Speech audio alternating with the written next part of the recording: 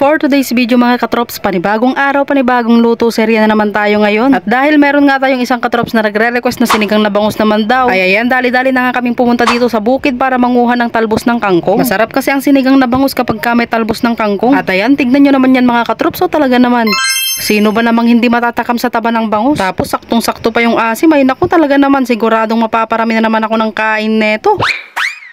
So ayun mga katrops, dahil magluluto nga tayo ng sinigang na bangus, ay ayan, pumunta nga kami dito sa bukid para manguha ng kangkong. Matagal-tagal na rin kasi nung last na nakapag-ulam kami ng ganito. Tsaka aminin nyo mga katrops, mas masarap talaga mag-ulam ng sinigang na bangus kapag may talbos ng kangkong, lalo na kapag bagong pitas nga ito. So bale, ang kasama ko nga palang pumunta dito sa bukid para manguha ng talbos ng kangkong ay yung aking malabs, tapos yung mother niya. Oo nga pala, sa mga katrops natin dyan na nagre-request nga lang iba't ibang klase ng luto, ay pasensya na kung hindi ko lahat na pagbibigyan, kasi nga sa mga hindi pa nakakaalam, hindi pa nga po ako namo-monetize. So in short, hindi pa nga ako sumasahod, kaya naman wala pa akong sapat na pera para ibili ng mga iba't ibang klase ng mga pwedeng ulamin, o di kaya ay yung lutuin. Kaya naman ang ginagawa ko na lang para makapag-upload ako ng mga video ay kung ano nga yung binibili nilang ulam dito sa bahay na pwedeng lutuin, ay ginagawan ko na lang ng paraan nang sa ganun ay meron nga akong may content. Kaya naman nagpapasalamat ako sa mga katrops ko dyan na laging sumusuporta sa mga ginagawa kong simpleng vlog. Napakalaking tulong na rin para sa akin yung ginagawa nyong pagla-like and share lagi ng aking video. Kaya naman maraming salamat na thank you sa inyo mga katrops.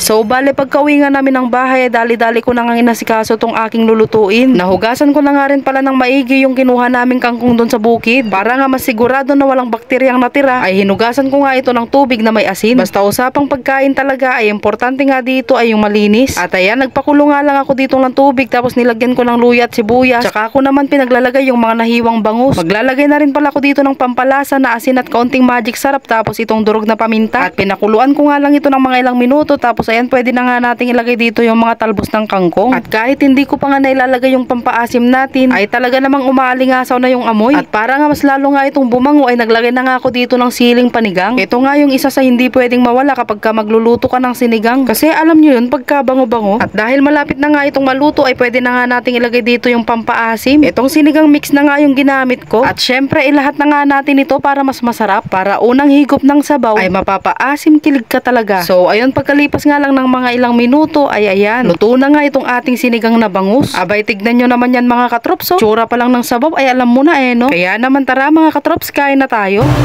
Bangus, sinigang. Biasang hindi man rapi, hindi man nakataan.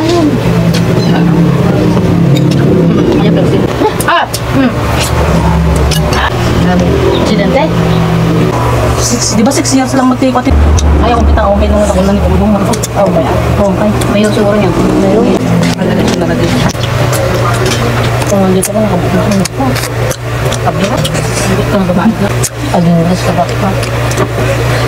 Ang mga... Ka!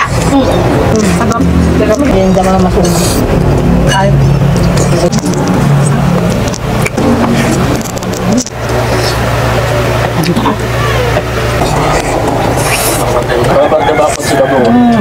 So paano ba yan mga katrops? Hanggang dito na lang itong ating vlog. Huwag nyo na rin po palang kalimutang i-like and share tong ating video. Maraming salamat sa panonood. Bye bye!